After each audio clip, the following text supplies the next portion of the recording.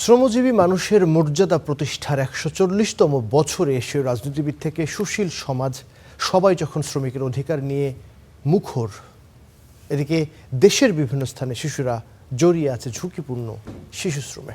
কুড়িগ্রামের অলিপুরে তেমনই একজন হতভাগ্য শিশুর নাম সাজিদ হাসান। ১২ বছর বয়সী বালকের যখন কলম কিংবা তুলি নিয়ে খেলায় মেতে থাকার কথা, ঠিক সেই বয়সে অপরিণত কাঁধে তুলে নিয়েছেন পুরো পরিবারের ভার। জীবনের সবচেয়ে সেরা ও মিষ্টি সময় শৈশব, যে বয়সে যাওয়ার কথা ছিল স্কুলে আর খেলার মাঠে, অথচ সেই বয়সে জীবনের প্রয়োজনে রিকশার হ্যান্ডেল ধরতে হয়েছে কুড়িগ্রামের উলিপুর উপজেলার সাজিদ হাসানকে।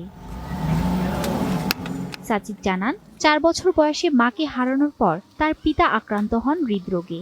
বাবার চিকিৎসার খরচ মেটাতে বিক্রি করতে হয় ভিটে মাটি। বর্তমানে কামালখামার বাজারে একটি দোকান ভাড়া নিয়ে সেখানেই বসতি গড়েছেন বাবা ছেলে। দিনভর অটোরিকশা চালিয়ে যা আয় হয় তা দিয়েই চলে সংসার ও বাবার চিকিৎসা খরচ। আমার অটো চালাতে অনেক খারাপ লাগে, আমার পড়াশোনা করতে মন চায়। আমার বাবা অসুস্থ, সেই জন্য আমি পড়াশোনা করতে পারি না। আমার বন্ধু আমার সাথে স্কুলে পড়তো, এখন দেখি ওই স্কুলে যায় না। আমি দেখি ওই মাঝে মাঝে অটো চালায়। গাড়ি চালাবো, যে 10 টাকার আয় হয় তাকে আমি বাবার ঔষধ কিনি খাওয়াই।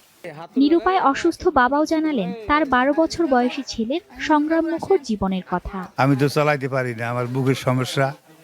ডাক্তার বলছে জোরে কাম করতে পারবে না, ঝাঁকি নাকবে। যা ইনকাম হয় তাতে মনে করেন খাওয়া দাওয়া চলে, অন্য কোনো কাম চলে না। আইন, নীতিমালা আর নানা উদ্যোগ থাকলেও বাস্তবে থামছে না ঝুঁকিপূর্ণ শিশুশ্রম। সাজিদের মতো কিশোরদের অধিকার ও সুনিশ্চিত ভবিষ্যৎ নিয়ে কি ভাবছে রাষ্ট্র?